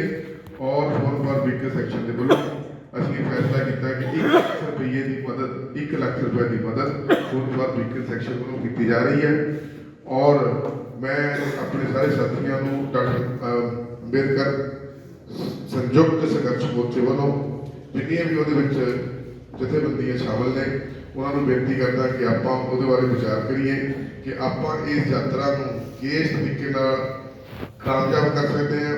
ਇੱਕ ਤਾਂ ਸ਼ਾਮਲ ਹੋਣਾ ਹੈਗਾ ਯਾਤਰਾ ਦੇ ਵਿੱਚ, ਵੱਧ ਤੋਂ ਵੱਧ ਹਿੱਸਾ ਲੈ ਕੇ ਆਪਣੇ ਸਾਥੀਆਂ ਨੂੰ, ਦੋਸਤਾਂ ਨੂੰ, ਜਿਹੜੇ ਵੀ ਪੰਜਾਬ ਦੇ ਵਿੱਚ ਅਲੱਗ-ਅਲੱਗ ਜਗ੍ਹਾ ਆਪਣੇ ਜਥੇਬੰਦੀਆਂ ਨੇ, ਲੋਕ ਨੇ, ਮਿੱਤਰ ਨੇ, ਪਰਿਵਾਰ ਨੇ, ਰਿਸ਼ਤੇਦਾਰ ਨੇ, ਉਹਨਾਂ ਸਾਰਿਆਂ ਤੱਕ ਇਹ ਸੁਨੇਹਾ ਪਹੁੰਚਾਈਏ ਔਰ ਇਸ ਯਾਤਰਾ ਦੇ ਵਿੱਚ ਸਭ ਤੋਂ ਵੱਧ ਹਿੱਸਾ ਲੈ ਕੇ ਇਹਨੂੰ ਸਫਲ ਬਣਾਇਆ ਜਾ ਸਕੇ। ਨਾਲ ਹੀ ਕੋਈ ਵੀ ਯਾਤਰਾ ਬਾਈਕ ਸਾਈਕਲ ਤੋਂ ਬਿਨਾਂ ਨਹੀਂ ਚੱਲਦੀ, ਉਹਦੇ ਵਿੱਚ ਗੱਡੀਆਂ ਵੀ ਹੁੰਦੀਆਂ ਨੇ, ਖਾਣਾ ਵੀ ਹੁੰਦਾ ਹੈ, ਪਾਣੀ ਵੀ ਹੁੰਦਾ ਹੈ, ਪੈਟਰੋਲ ਵੀ ਹੁੰਦਾ ਹੈ, ਤੇਲ ਵੀ ਹੁੰਦਾ ਹੈ। ਔਰ ਉਹਦੇ ਲਈ ਸਾਡੇ ਸਮਾਜ ਦੇ ਵਿੱਚ ਇਹਦੀ ਬਹੁਤ ਲੋੜ ਹੈ ਕਿ ਆਪਾਂ ਇਸ ਯਾਤਰਾ ਦੇ ਵਿੱਚ ਜੋ ਵੀ ਬਾਈਕ ਸਹਾਇਤਾ ਹੈ ਉਹ ਆਪਾਂ ਜਿੰਨੀ ਵੀ ਕਰ ਸਕਦੇ ਹਾਂ ਆਪਾਂ ਨੂੰ ਕਰਨੀ ਪੜਦੀ ਹੈ। ਮੈਨੂੰ ਹੁਣੇ ਜੱਜ ਸਾਹਿਬ ਨੇ ਕਿਹਾ ਸੀ ਕਿ ਮੈਨੂੰ ਦੱਸੋ ਕਿ ਮੈਂ ਕਿੰਨੇ ਪੈਸੇ ਦੇਣੇ ਔਰ ਕਿੱਥੇ ਦੇਣੇ, ਕਿੱਦਾਂ ਦੇਣੇ। ਅੱਜ ਮੈਨੂੰ ਮੈਂ ਹੁਣੇ ਦੇਣ ਨੂੰ ਤਿਆਰ ਹਾਂ। ਮੈਂ ਅੱਗੇ ਜ਼ਿਆਦਾ ਨਾ ਬੋਲਦਾ ਹੋਇਆ ਮੈਂ ਪੇਸ਼ ਤੋਂ ਪਹਿਲਾਂ ਕਿ ਮੈਂ ਕੁਮਾਰ ਸਾਹਿਬ ਨੂੰ ਬੇਨਤੀ ਕਰਾਂ, ਮੈਂ ਆਪਣੇ ਡਾਕਟਰ ਅੰਬੇਦਕਰ ਸੰਯੁਕਤ ਸੰਘਰਸ਼ ਮੋਰਚੇ ਦੇ ਪ੍ਰਧਾਨ ਸ਼੍ਰੀ ਓਪੀ ਚੋਪੜਾ ਜੀ ਨੂੰ ਬੇਨਤੀ ਕਰਾਂਗਾ ਕਿ ਪ੍ਰਧਾਨ ਦੇ ਤੌਰ ਤੇ ਡਾਕਟਰ ਅੰਬੇਦਕਰ ਸੰਯੁਕਤ ਸੰਘਰਸ਼ ਮੋਰਚੇ ਦੇ ਪ੍ਰਧਾਨ ਦੇ ਨਾਤੇ ਉਹਨਾਂ ਦੇ ਆਪਣੇ ਇਹਦੇ ਬਾਰੇ ਆਪਣੇ ਸ਼ਬਦ ਆਪਣੇ ਵਿਚਾਰਾਂ ਦਾ ਪ੍ਰਗਟਾਵਾ ਕਰਨ। ਚੋਪੜਾ ਜੀ। ਧੰਨਵਾਦ ਹੈ ਸ਼੍ਰੀ Fakir Chand ji. Power of social unity. ਸੋ ਇਹ ਬਹੁਤ ਵੱਡਾ ਕਦਮ ਹੈ, ਚੰਗੀ ਗੱਲ ਹੈ। ਸਮਾਜ ਦੇ ਲੋਕਾਂ ਨੂੰ ਜੋੜਨਾ, ਪਿੰਡਾਂ ਤੋਂ ਲੈ ਕੇ ਸ਼ਹਿਰਾਂ ਤੱਕ। ਸੋ ਪਰੰਤੂ ਮੈਨੂੰ ਇਸ ਗੱਲ ਦਾ ਵੀ ਬਹੁਤ ਫਿਕਰ ਹੈ, ਕਿਉਂਕਿ ਇੰਡੀਆ ਦੇ ਵਿੱਚ 10,35,000 ਯੂਨਿਟ ਆਰਗੇਨਾਈਜੇਸ਼ਨਾਂ ਬਣ ਗਈਆਂ ਸਤਸੰਗੀ। ਸੋ ਆਰਗੇਨਾਈਜੇਸ਼ਨਾਂ ਆਪਣਾ ਆਪਣਾ ਕੰਮ ਕਰ ਰਹੀਆਂ, ਪਰੰਤੂ ਜੋ ਸਾਡੀ ਸਥਿਤੀ ਹੈ ਉਹ ਆਪਾਂ ਨੂੰ ਸਾਰਿਆਂ ਨੂੰ ਪਤਾ ਹੀ ਹੈ। ਸੋ ਜਿੰਨੇ ਵੀ ਜ਼ਿਆਦਾ ਸੰਗਠਨ ਬਣਾਵਾਂਗੇ, ਉਸੇ ਤਰ੍ਹਾਂ ਸਮਾਜ ਦਾ ਵਿਭਾਜਨ ਅੱਗੇ ਤੁਰ ਕੇ ਹੁੰਦਾ ਜਾਏਗਾ। ਸੋ ਮੈਂ ਕਿਤੇ ਇਸ ਗੱਲ ਨੂੰ ਤੁਸੀਂ ਨੈਗੇਟਿਵ ਨਾ ਲਿਓ। ਮੇਰੇ ਕਹਿਣ ਤੋਂ ਮਤਲਬ ਹੈ, ਆਪਾਂ ਮਾਨਵਰ ਕੰਚੀ ਰਾਮ ਜੀ ਦੇ ਸੁਪਨੇ ਦੀ ਗੱਲ ਕਰਦੇ ਹਾਂ। ਮੇਰਾ ਸਿਰਫ ਇੱਕੋ ਇੱਕ ਕਹਿਣ ਦਾ ਮਤਲਬ ਹੈ, ਸੰਗਠਨ ਬਣਾ ਕੇ ਚੱਲਣਾ, ਸਮਾਜ ਨੂੰ ਜੋੜਨਾ, ਇਸ ਤੋਂ ਵੱਡੀ ਪ੍ਰਾਪਤੀ ਕੋਈ ਨਹੀਂ ਹੋਈ। ਪਰੰਤੂ ਨਾਲ ਅਸੀਂ ਇੱਕ ਸਾਡੇ 'ਚ ਪਹਿਲਾਂ ਆਫੀਸਰ ਸਾਹਿਬਾਨ ਆਏ ਸੀ SR ਲੰਦਨ ਜੀ। ਅਸੀਂ ਉਹਨਾਂ ਦੇ ਨਾਲ ਜਿਵੇਂ ਸਰ ਨੇ ਕਿਹਾ ਵੀ ਅਸੀਂ ਮੀਟਿੰਗਾਂ ਕਰਦੇ ਰਹੇ, ਫੰਡ ਵੀ ਦਿੱਤੇ, ਸਾਰਾ ਕੁਝ ਕੀਤਾ, ਪਰੰਤੂ ਰਿਜ਼ਲਟ ਕੀ ਹੋਇਆ? ਉਹ ਜਾ ਕੇ ਡਾਕਟਰ BR ਅੰਬੇਡਕਰ ਸਾਹਿਬ ਦੇ ਵਿਰੁੱਧ ਜਾ ਕੇ ਬੈਠ ਗਏ। ਸੋ ਕੱਲ ਨੂੰ ਇਹ ਨਾ ਹੋਵੇ ਜੱਸਲ ਸਾਹਿਬ ਕਿ ਅਸੀਂ ਤੁਹਾਨੂੰ ਮੰਨ ਲਿਆ, ਸਭ ਕੁਝ ਕਰ ਲਿਆ, ਸਭ ਕੁਝ, ਪਰ ਮੁੜ ਕੇ ਸਾਨੂੰ ਇਹ ਗੱਲ ਨਾ ਸੁਣਨੀ ਪਵੇ ਜਿਹੜੀ ਲੱਦੜ ਸਾਹਿਬ ਵਾਲੀ ਸੁਣਦੇ ਆ। ਕਹਿੰਦੇ ਵੀ ਚੋਪੜਾ ਸਾਹਿਬ ਤੁਸੀਂ ਇੱਥੇ ਮੀਟਿੰਗਾਂ ਕਰਦੇ ਸੀ, ਉਹਨਾਂ ਨੂੰ ਨਾਲ ਲੈ ਕੇ ਗਏ, ਦਰਬਾਰ ਸਾਹਿਬ ਗਏ, ਪਰੰਤੂ ਰਿਜ਼ਲਟ ਕੀ ਹੋਇਆ? ਉਹ ਜਾ ਕੇ ਚਲੇ ਗਏ ਛੱਡ ਕੇ। ਸੋ ਤੁਸੀਂ ਜੋ ਕਿਹਾ ਅਸੀਂ ਤੁਹਾਡੇ ਤੇ ਵਿਸ਼ਵਾਸ ਕਰਦੇ ਹਾਂ, ਪਰੰਤੂ ਜੋ ਮਾਨਵਰ ਕੰਚੀ ਰਾਮ ਜੀ ਦਾ ਰਸਤਾ ਹੈ, ਡਾਕਟਰ BR ਅੰਬੇਡਕਰ ਸਾਹਿਬ ਦਾ ਜੋ ਮਾਰਗਦਰਸ਼ਨ ਹੈ, ਉਹਦੇ ਵਿੱਚ ਮੈਂ ਤੁਹਾਨੂੰ ਇਹ ਵੀ ਕਹੂੰਗਾ, ਤੁਸੀਂ ਕਰ ਲਓ, ਸਾਰਾ ਕੁਝ ਕਰੋ, ਅਸੀਂ ਤੁਹਾਡੇ ਨਾਲ ਹੈ, ਪਰੰਤੂ ਸਾਡਾ ਜੋ ਟਾਰਗੇਟ ਹੋਣਾ ਚਾਹੀਦਾ ਹੈ ਉਹ ਮਾਨਵਰ ਕੰਚੀ ਰਾਮ ਜੀ ਦਾ ਜੋ ਮਾਰਗਦਰਸ਼ਨ ਹੈ, ਉੱਥੇ ਹੀ ਸਾਨੂੰ ਜਾ ਕੇ, ਉੱਥੇ ਹੀ ਸਾਨੂੰ ਇਹਦਾ ਕਨਕਲੂਜਨ ਕੱਢਣ ਤੋਂ ਬਾਅਦ ਸਾਨੂੰ ਉੱਥੇ ਹੀ ਪਹੁੰਚਣਾ ਪਵੇਗਾ। ਬਿਕੋਜ਼ ਇਹ ਤਾਂ 4-5 ਹੋਰ ਸੰਗਠਨ ਬਣਾ ਲਈਏ, ਇਹ ਮੈਂ ਇਹਨਾਂ ਨੂੰ ਦੱਸੀ ਸੀ ਗੱਲ। ਮੈਂ ਕਿਹਾ ਜੇ ਕਿਤੇ ਸਾਨੂੰ ਪਹਿਲਾਂ ਦੱਸ ਦਿੰਦੇ ਨਾ, ਇਹ ਸੰਯੁਕਤ ਮੋਰਚਾ ਅਸੀਂ ਇਸੇ ਕਰਕੇ ਬਣਾਇਆ ਸੀ ਵੀ ਅਸੀਂ ਪੰਜਾਬ ਦੇ ਵਿੱਚ ਕਿ ਆਲ ਇੰਡੀਆ ਲੈਵਲ ਤੇ ਇੱਕ ਮੂਵਮੈਂਟ ਸ਼ੁਰੂ ਕਰਨੀ ਹੈ। ਅਸੀਂ ਜਿੰਨੇ ਵੀ ਸੰਗਠਨ ਬਣਾਏ ਲੋਕਾਂ ਦੇ ਸਾਰੇ ਭੰਗ ਕਰਕੇ ਅਸੀਂ ਇਸ ਸੰਯੁਕਤ ਮੋਰਚੇ ਦੇ ਅਧੀਨ ਲਿਆਉਣਾ ਚਾਹੁੰਦੇ ਸੀਗੇ। ਤਾਂ ਮੈਂ ਕਿਹਾ ਵੀ ਜੇ ਕਿਤੇ ਸਾਨੂੰ ਜੱਸਲ ਸਾਹਿਬ ਪਹਿਲਾਂ ਦੱਸ ਦਿੰਦੇ, ਅਸੀਂ ਇੱਥੇ ਮੀਟਿੰਗ ਕਰਦੇ, ਅਸੀਂ ਉਹਨਾਂ ਨੂੰ ਪ੍ਰਧਾਨਗੀ ਦੇ ਕੇ ਇਹ ਜਿਹੜਾ ਆਪਣਾ ਸੰਯੁਕਤ ਸੰਘਰਸ਼ ਮੋਰਚਾ ਉਹਦੇ ਅਸੀਂ ਉਹਨਾਂ ਨੂੰ ਚੇਅਰ ਬਣਾ ਕੇ ਅੱਗੇ ਲਾ ਕੇ ਚੱਲਦੇ। ਪਰ ਤੁਸੀਂ ਇਸ ਗੱਲ ਦਾ ਨੈਗੇਟਿਵ ਨਾ ਲਿਓ, ਠੀਕ ਹੈ? ਉਹਦੇ ਨਾਲ ਸਾਡੀ ਜੁੱਟੀ ਹੋਰ ਬਣਦੀ ਸੀ। ਇਹ ਮੋਰਚੇ ਦੇ ਅੱਗੇ ਅਧੀਨ ਜਾਂ ਆਪਣਾ ਇਕੱਠੇ ਹੋ ਕੇ ਆਪਾਂ ਇਸ ਤੋਂ ਹੋਰ ਵੀ ਬੜਾ ਸਫਲ ਮਤਲਬ ਉਹ ਜ਼ਿਆਦਾ ਹੋ ਸਕਦੇ ਸੀ। ਸੋ ਮੇਰੇ ਕਹਿਣ ਦਾ ਮਤਲਬ ਹੈ, ਜਦ ਤੱਕ ਦੇਖੋ ਬਹੁਜਨ ਸਮਾਜ ਪਾਰਟੀ ਬਣੀ ਔਰ यूपी ਦੇ ਵਿੱਚ ਉਹਨਾਂ ਦੀ ਸਰਕਾਰ ਸੀ, ਔਰ यूपी ਤੁਸੀਂ ਜਾ ਕੇ ਦੇਖ ਲਓ, यूपी ਦੇ ਵਿੱਚ ਜਦ ਤੱਕ ਅਸੀਂ ਆਪਣੇ ਘਰ ਨਾ ਪਹੁੰਚਾਂਗੇ, ਆਪਣੇ ਘਰ ਹੀ ਨਹੀਂ ਬੈਠਾਂਗੇ, ਜਿੱਥੇ ਮਰਜ਼ੀ ਪਹੁੰਚ ਜਾਓ, ਕਿਤੇ ਕੋਈ ਪੁੱਛਗਿੱਛ ਨਹੀਂ, ਜਾਂਦੇ ਤੁਹਾਡਾ ਆਪਣਾ ਰਾਜ ਨਹੀਂ ਹੋ ਗਿਆ।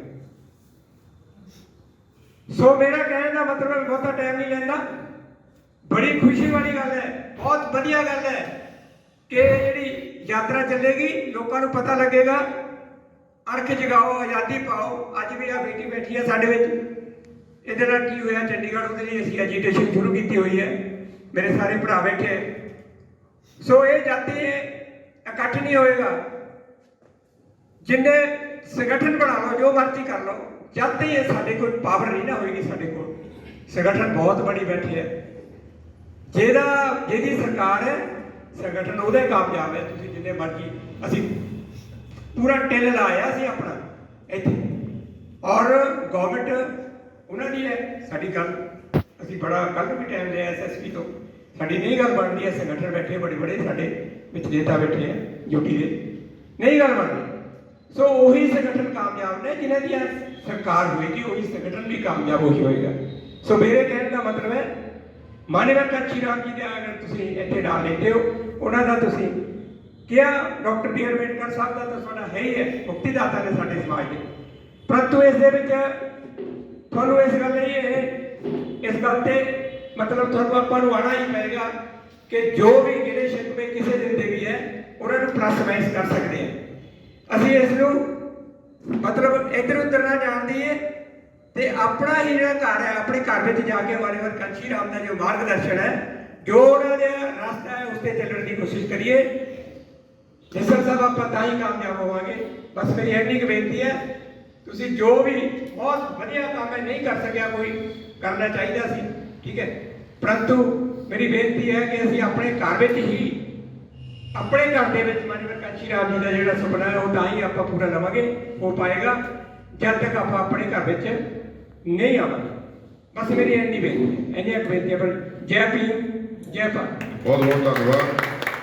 ਆਪਣੇ ਕੋਲ ਤਕਰੀਬਨ ਅੱਧਾ ਘੰਟਾ ਹੈ, ਕਿਉਂਕਿ ਜਸਟਿਸ ਸਾਹਿਬ ਨੇ ਦਸੂਏ ਵੀ ਜਾਣਾ ਹੈ। ਅੱਧੇ ਘੰਟੇ ਦੇ ਵਿੱਚ ਮੈਂ ਮੈਂਬਰ ਸਾਹਿਬਾਂ ਨੂੰ ਬੇਨਤੀ ਕਰਾਂਗਾ ਕਿ ਇੱਕ 2-2 ਮਿੰਟ ਦੇ ਵਿੱਚ ਆਪਣੇ ਵਿਚਾਰ ਪੇਸ਼ ਕਰਨ। ਮੈਂ ਸਭ ਤੋਂ ਪਹਿਲਾਂ ਇਸ ਤੋਂ ਇਹ ਜਿਹੜਾ ਸੰਯੁਕਤ ਮੋਰਚੇ ਦੀ ਗਠਨ ਕੀਤਾ ਗਿਆ ਸੀ ਪਹਿਲਾਂ, ਇਹਦੇ ਵਿੱਚ ਜਿੰਨੀਆਂ ਵੀ ਕੁਝ ਹਰਿਆਣੇ ਦੀਆਂ ਵੀ ਆਰਗੇਨਾਈਜੇਸ਼ਨਸ ਆਈਆਂ ਸੀਗੀਆਂ, ਚੰਡੀਗੜ੍ਹ ਦੀਆਂ ਤੇ ਮੁਹਾਲੀ ਦੀਆਂ ਤਸਵੀਰਾਂ ਸੀਗੀਆਂ।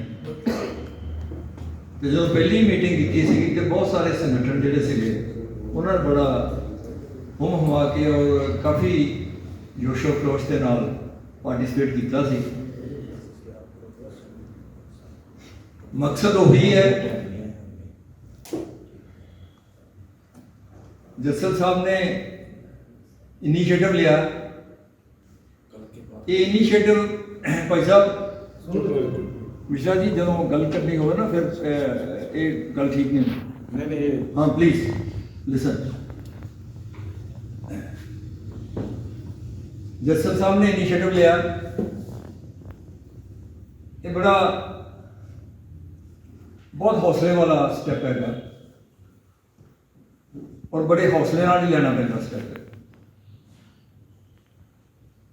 ਗੱਲ ਆਈ ਜਿੱਥੇ ਜਿੱਥੇ ਵੀ ਜਸਲ ਸਾਹਿਬ ਗਏ ਆ ਜਾਂ ਆਰਗੇਨਾਈਜੇਸ਼ਨ ਦੇ ਵਿੱਚ ਗਏ ਆ, ਉਹ ਉਹਨਾਂ ਦੇ ਆਪਣੇ ਆਪਣੇ ਹਰ ਆਰਗੇਨਾਈਜੇਸ਼ਨ ਦੇ ਆਪਣੇ ਆਪਣੇ ਬਣੇ ਹੈਗੇ। ਕੋਈ ਪ੍ਰਧਾਨ ਹੈ, ਕੋਈ ਕੁਛ ਹੈ, ਜਿਸ ਤਰ੍ਹਾਂ ਚੱਲਦੇ ਹੈਗੇ। ਇਸ ਤਰ੍ਹਾਂ ਹੀ ਸਾਡੇ ਸੰਯੁਕਤ ਮੋਰਚੇ ਦਾ ਹੈਗਾ। ਤੇ ਉਹਨਾਂ ਨੂੰ ਇਹ ਜ਼ਿਆਦਾ ਜਸਲ ਸਾਹਿਬ ਨੂੰ ਪੁੱਛਿਆ ਜਾਂਦਾ ਕਿ ਤੁਸੀਂ ਪਹਿਲਾਂ ਸਲਾਹ ਨਹੀਂ ਲਈ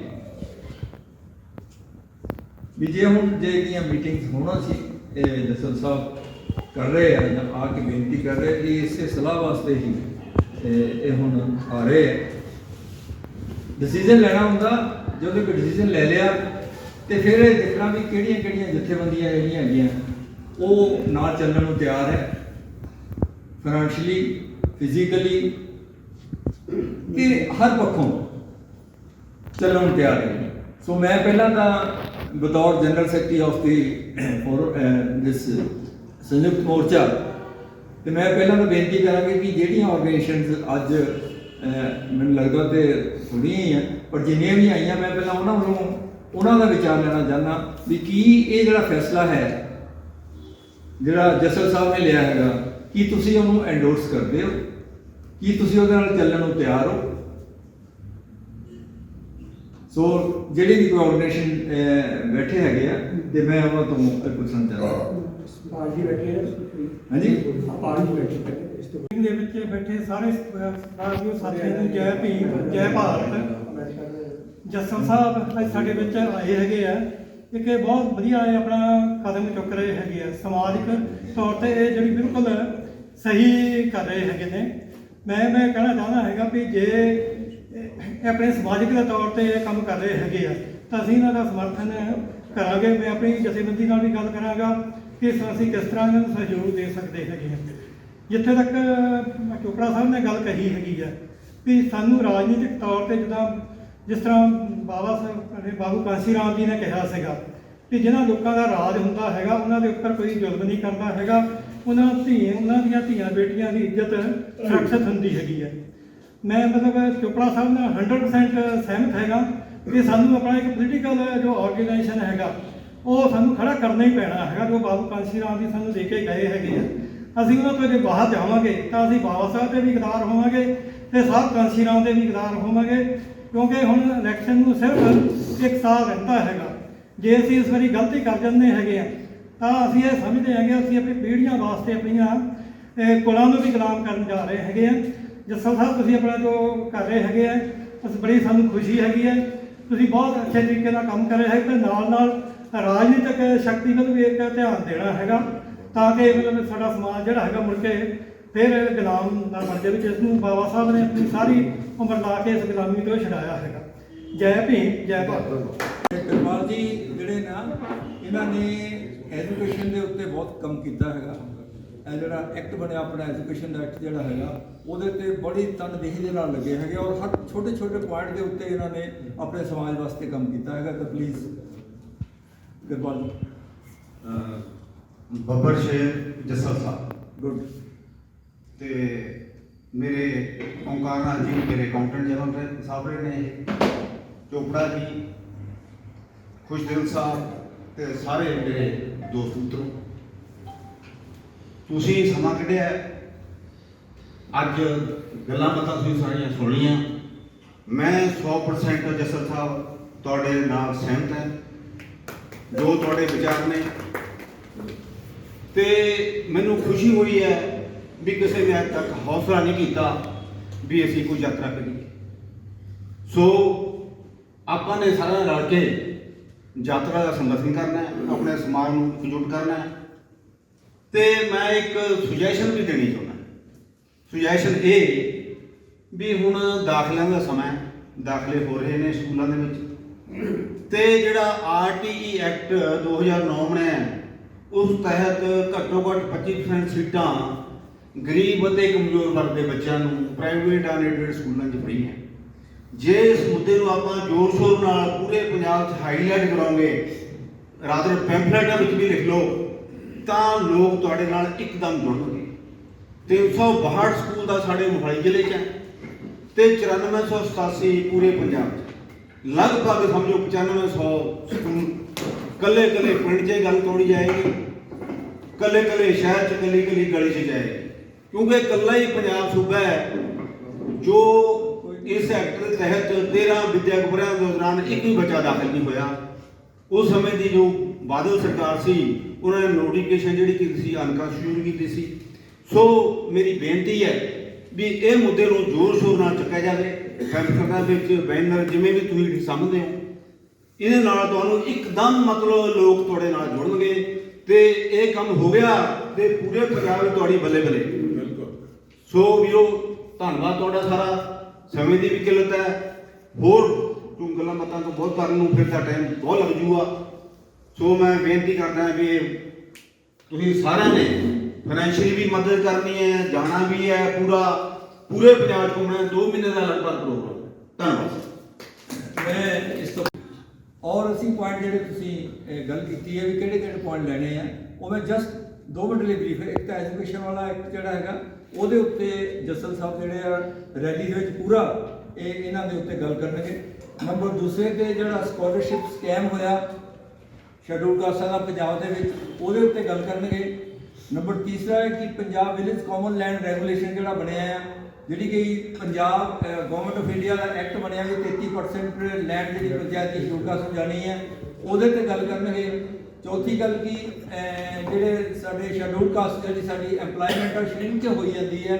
ਸ਼ਰਿੰਕ ਇਸ ਕਰਕੇ ਹੋਈ ਜਾਂਦੀ ਕਿਉਂਕਿ ਨੈਸ਼ਨਲਾਈਜੇਸ਼ਨ ਜਿਹੜੀ ਆ ਉਹ ਖਤਮ ਹੋ ਰਹੀ ਹੈ ਤੇ ਪ੍ਰਾਈਵੇਟਾਈਜੇਸ਼ਨ ਵੱਧ ਰਹੀ ਹੈ, ਤੇ ਇਸ ਪੁਆਇੰਟ ਦੇ ਉੱਤੇ ਗੱਲ ਕਰਨਗੇ। ਤੀਸਰਾ ਕਿ ਜਿਹੜਾ ਬੈਕਲੌਗ ਰਿਕਰੂਟਮੈਂਟ ਦਾ ਹੈਗਾ ਬਹੁਤ ਸਾਰੇ ਡਿਪਾਰਟਮੈਂਟ ਦੇ ਵਿੱਚ, ਇਹ ਵੀ ਅਸੀਂ ਇਹਨਾਂ ਨੂੰ ਬੇਨਤੀ ਕੀਤੀ, ਇਹ ਵੀ ਇਹਨਾਂ ਨੇ ਅਸ਼ੋਰੈਂਸ ਦਿੱਤੀ ਵੀ ਮੈਂ ਇਹ ਵੀ ਗੱਲ ਕਰਾਂਗਾ ਜਿਹੜਾ ਹਰ ਇੱਕ ਡਿਪਾਰਟਮੈਂਟ ਦੇ ਵਿੱਚ ਬਹੁਤ ਸਾਰੀਆਂ ਬੈਕਲੌਗ ਪਿਆ। 6ਵਾਂ ਪੁਆਇੰਟ ਸੀਗਾ need for putting a place of schedule. Sub plan ਜਿਹੜੀ ਬਣਦੀ ਜਦੋਂ ਬਜਟ ਬਣਦਾ ਹੈ ਤੇ ਬਜਟ ਦੇ ਵਿੱਚ ਸਾਡਾ ਇਹ ਗਵਰਨਮੈਂਟ ਆਫ ਇੰਡੀਆ ਦੀ ਇੱਕ ਦੂਸਰੀ ਕਾਨੂੰਨ ਬਣਿਆ ਹੈ ਵੀ ਜਿੰਨੀ ਪਾਪੂਲੇਸ਼ਨ ਉਹਦੇ ਮੁਤਾਬਕ ਬਜਟ ਦੇ ਵਿੱਚ ਉਹਨਾਂ ਨੂੰ ਹਿੱਸਾ ਦਿੱਤਾ ਜਾਣਾ ਹੈ, ਉਹਦੀ ਗੱਲ ਵੀ ਕਰਨਗੇ। ਸੱਤਵੀਂ ਗੱਲ ਸੀਗੀ ਕਿ ਜਿਹੜੇ ਬੱਚੇ ਸ਼ਡਿਊਲ ਕਾਸਟ ਸਾਡੇ ਪੜ੍ਹਦੇ ਨੇ ਉਹਨਾਂ ਲਈ ਇੱਕ ਹੈਲਪਲਾਈਨ ਜਿਹੜੀ ਕ੍ਰੀਏਟ ਕੀਤੀ ਜਾਏਗੀ, ਜਿਹਦੇ ਵਿੱਚ ਉਹਨਾਂ ਨੂੰ ਹਰ ਇੱਕ ਚੀਜ਼ ਦਾ ਪਤਾ ਚੱਲੇਗਾ ਬੱਚਿਆਂ ਨੂੰ ਵੀ ਅਸੀਂ ਇਹ ਵੀ ਗਵਰਨਮੈਂਟ ਨੂੰ ਗੁਜ਼ਾਰਿਸ਼ ਕਰਾਂਗੇ ਵੀ ਇਹ ਕੀਤਾ ਜਾਵੇ।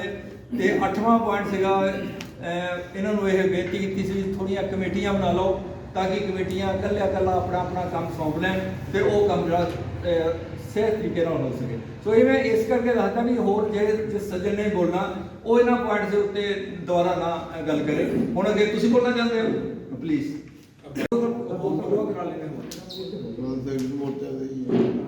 जसल साहब ਜਿਹੜੀਆਂ ਰਿਪੀਟ ਕੀਤੀਆਂ ਉਹ ਗੱਲਾਂ ਕਰਕੇ ਟਾਈਮ ਥੋੜਾ बिल्कुल नहीं करना प्लीज पुराना कोई रिपीट नहीं करूँगा। जसल साहब और इस हॉल में विराजमान सभी भारतीय मूल निवासी शेरों, जय भीम जय भारत। ये जो बातें सुनते सुनते मैं बड़ा हुआ, मेरी उम्र आज 44 साल हो गई। मेरा एक ही सवाल था कि आखिर हम गुलाम क्यों हैं। मैंने पॉलिटिकल काम भी किया और मुझे मौका मिला हरिकृष्ण साठवे साहब की छत्र छाया में सीखने का। मेरा नाम सुनील पारखी है और अभी मैं पारक धर्म का राष्ट्रीय अध्यक्ष हूँ। ये भी एक धार्मिक जथेबंदी है मूल निवासियों की। इन सारी समस्याओं बीमारियों के लिए जितनी हमें बताए कि एजुकेशन की या पॉलिटिकल है या सामाजिक है, उसके लिए हमें एक ही काम करना है, वो है व्यवस्था परिवर्तन। क्योंकि हम हजारों साल से गुलाम हैं, 200-400 साल से नहीं है।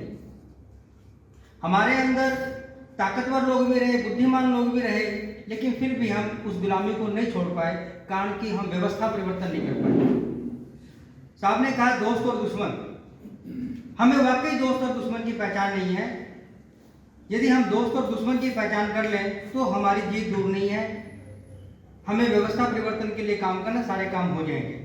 रही बात राजनीतिक की बात करते, पार्टियों की बात करें, सेकेंडरी बात है, मैं इससे सहमत हूँ।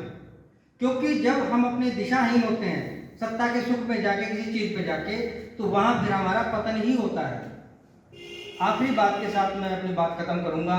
यदि व्यक्ति और संगठन में मतभेद हो, व्यक्ति अकेला छोड़ दें उसको। संगठन बड़ी चीज है, उसके साथ चले। यदि संगठन और सिद्धांतों में मतभेद हो, ऐसे संगठन को भी लात मार दो, नवनिर्माण हो जाएगा। सिद्धांतहीन संगठन आज खत्म और कल भी खत्म ही होगा, ये हम सबके सामने है। पारक धर्म की तरफ से हम तन मन धन से पूरा सहयोग करेंगे, पंजाब में भी और चंडीगढ़ में अगर हमारे से कोई काम है तो यहाँ भी करेंगे। धन्यवाद। मैंने बोलना नहीं था, रिक्वेस्ट कर ली थी क्योंकि बोलते बोलते यहाँ पहुँच के आज तक 75 साल हो गए बोलते हुए, और जो हालत है वो सबको पता है। और आपके सामने ये नमूना है, हमारे सामने एक यहाँ है, एक दूसरे घर में है, उस घर में। ये हमारे मेमोरेंडम, ये हमारी फाइलें, ये हमारे कागज खत्म नहीं हुआ आज तक, हमारी बातें खत्म नहीं हुई। हमारे संगठन आज अगर 15 लाख हैं संगठन, तो कल को 1 लाख और आप देखेंगे। संगठन पे संगठन, संगठन पे संगठन। जब भी बात होती, कहीं भी बात होती, इकट्ठे क्यों नहीं होते भाई? हमारी बच्चियाँ क्यों रोती फिरती हैं? हमारे बच्चों के साथ अत्याचार क्यों हो रहा है? हमारी प्रमोशन क्यों रोकी जा रही है? ये है ना मुद्दे। कौन उनको रोक रहा है? मेरे भाई रोक रहे हैं, जिनको मैं वोटें दे के आगे भेजता हूँ, मैं रोक रहा हूँ उनको। दफ्तर में मैं बैठा हूँ, ब्यूरोक्रेट मैं हूँ, टेक्नोक्रेट मैं हूँ, पॉलिटिशियन मैं हूँ, लीडर मैं हूँ, अत्याचार मैं करता हूँ, अत्याचार सहता भी मैं हूँ, तो मेरा समाज का क्या होगा? मैं रोज बाबा साहब बाबा साहब बाबा साहब, तेरी सोच पे पैरा देंगे ठोक के। कहाँ है बाबा साहब की सोच, कहाँ है पैरा देने वाले? किसने पैरा दिया आज तक? अगर पैरा दिया होता तो आज ये बेटी यहाँ रोती नहीं है।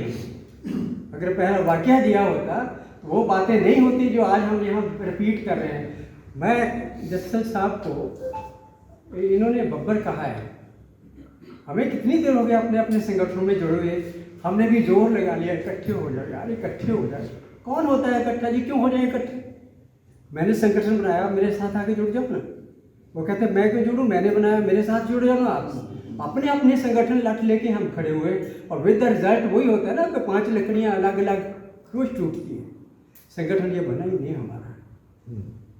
और एक शख्स पहल की उसने बड़ी ज़बरदस्त, जस्टिस साहब ने, बड़ी हिम्मत का काम है। 2 महीने की यात्रा, चाहे कोई साथ दे चाहे ना दे, साथ ले रहे हैं, घूम रहे हैं। हमने बहुत सलाहें करी, बड़े मशवरे किए लोगों के साथ। कोई कदम उठाने से पहले कोई कदम सिरे चढ़ा ही नहीं हमारा। क्यों? जब मशवरे हम करते 20 लोग बैठते हैं ना, हमारे 25 सलाहें होती हैं। संगठन बनाने से पहले ही टूट जाते हैं हमारे।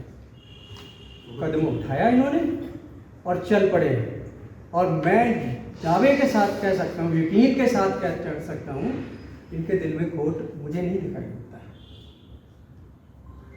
इनकी दिनचर्या आप देखेंगे ना, घर से निकल जाते हैं, सारा दिन गाड़ी चलाते हुए, रात को भी कहीं बाहर सोते हैं, कहीं आके लोगों के साथ जुड़े हुए हैं, बड़ी देर से हमके साथ जुड़े। और ये इनका यात्रा का जो डिसीजन है बहुत बढ़िया डिसीजन है, ये चाहिए था हमें। और एक आदमी ने पहल कर ली है, वो आदमी नहीं है, वो कुछ something more than the man. अगर हिम्मत हुई है तो, नहीं पूछा किसी से, बहुत अच्छा किया है। अगर पूछते तो आप टूट जाते, मुझे पता है। जब भी बातें होती हैं तब आपकी टांग खींचने वाले पहले आ जाते हैं, आपको बढ़ावा देने वाले बाद में होते हैं। अभी भी देखना, मुझे पता है क्या क्या छोड़ने वाले, सबको पता है। लेकिन ये मूवमेंट चला है, यात्रा शुरू होगी उस दिन। बाबू मंगूराम मुगोवालिया के गांव से होगी। मंगूराम जी को शायद ज़्यादा लोग नहीं जानते होंगे नहीं जानते होंगे। वो ना केवल इस पंजाब का हीरो है, वो हमारे देश का हीरो है। उसने अपनी जान तक कुर्बान की थी। बाबा जो गदरी मूवमेंट आपने सुना होगा, उसमें कहाँ से न्यूयॉर्क से लेके कहाँ 2 बार वो बॉलीवुड के सामने खड़ा हुआ, वहाँ से बच के निकल गया। आद धर्म का मूवमेंट, आद धर्म क्या? हमारी ये अनफॉर्चुनेट बदकिस्मत है, हमने आद धर्म को एक सेक्शन के साथ जोड़ दिया कि आद धर्म होते हैं ना, ये चुमार कहते हैं, आद धर्म उसके साथ जोड़ी।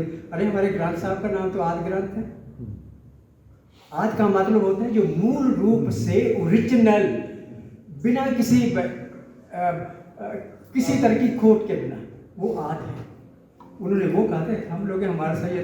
तो वहाँ से शुरू हो गई यात्रा, कहाँ खत्म हुई वो अलग से बात है, लेकिन चलेगी यात्रा। यात्रा के साथ सब लोग जहाँ जहाँ भी हैं, आपको मिला है, मुझे मालूम है।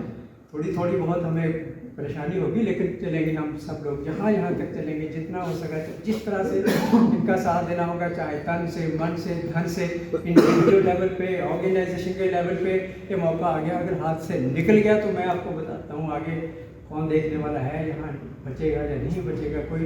लेकिन आने वाली पीढ़ियाँ हमारी हमें माफ़ तो नहीं करेंगी। आप हमें क्या देके जा रहे हो? आपने तो ऐश कर लिया, आपको तो बाबा साहब की रिजर्वेशन से आप यहाँ पहुँच के हमें क्या देके जा रहे हो?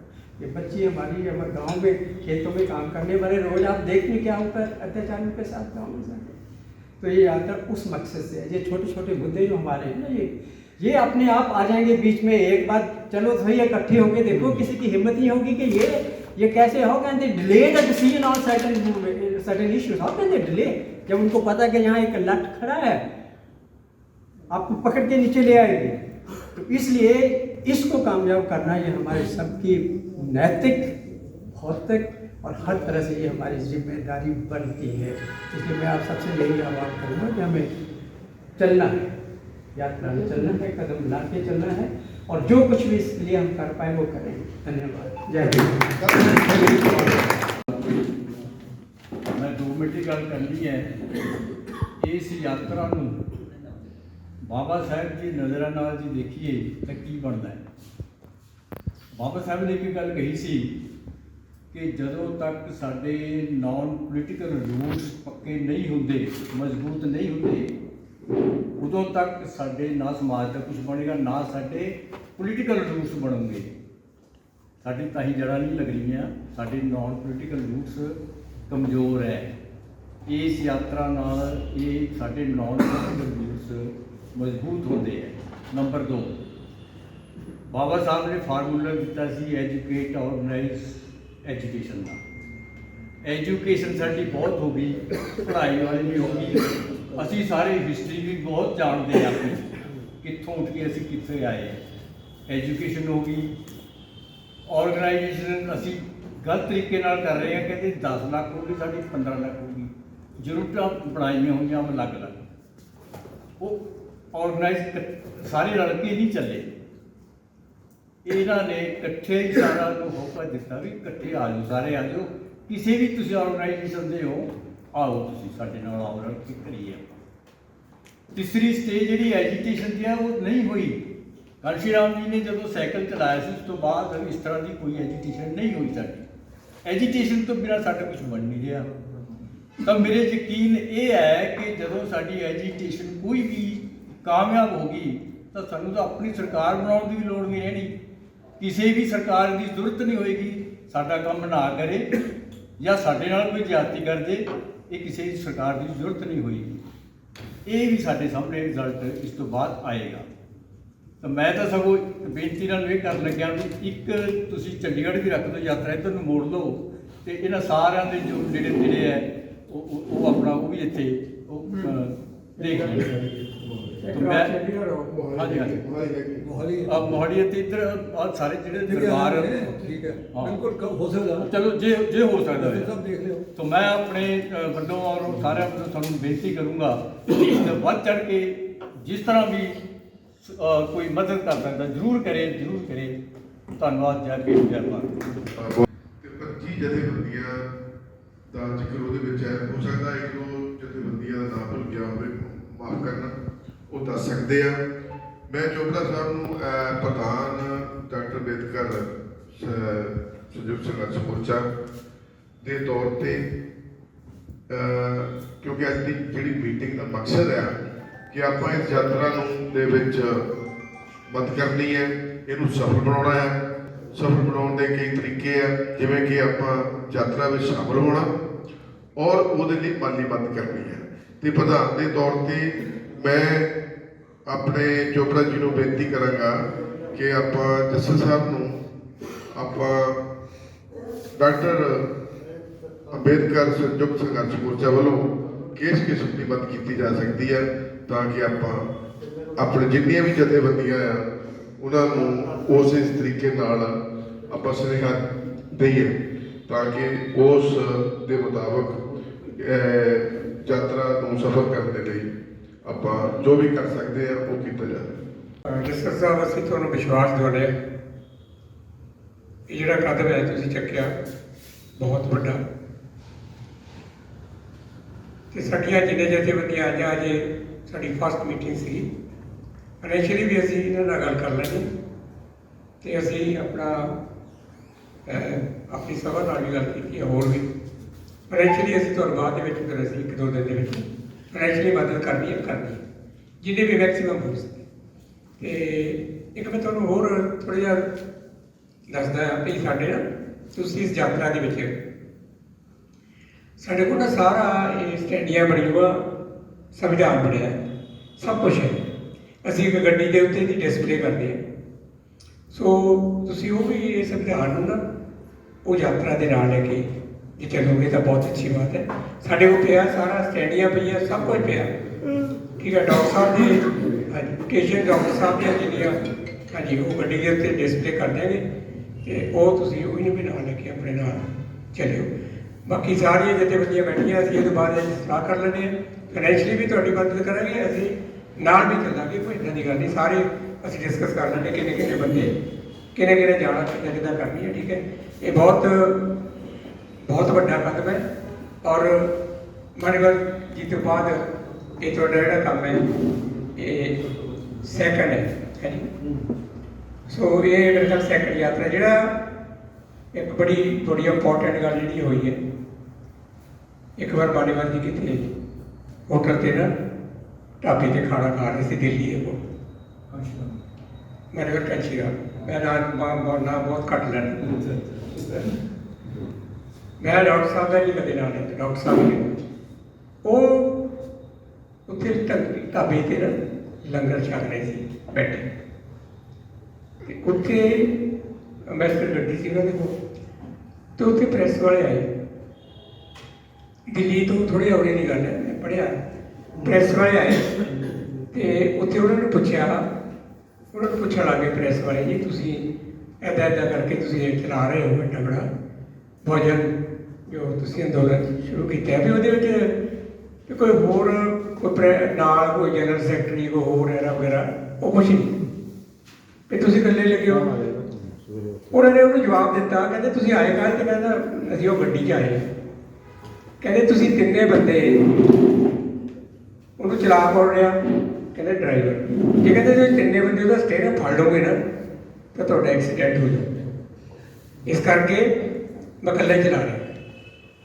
ਇਸੇ ਕਰਕੇ ਅਸੀਂ ਕਹਿੰਦਾ ਬਚਿਆ ਹੋਇਆ। ਸੋ ਉਹਨਾਂ ਨੇ ਮੂਵਮੈਂਟ ਇਕੱਲਿਆਂ ਨੇ ਚਲਾਈ ਹੈ। ਮੈਂ ਤਾਂ ਈਵਨ ਟੂ ਬਹੁਤ ਮੈਨੂੰ ਇਸ ਗੱਲ ਦੀ ਖੁਸ਼ੀ ਹੈ, ਅਸੀਂ ਡਿਸਕਸ ਵੀ ਕਰ ਰਹੇ ਸੀ, ਬਹੁਤ ਵਧੀਆ ਗੱਲ ਹੈ।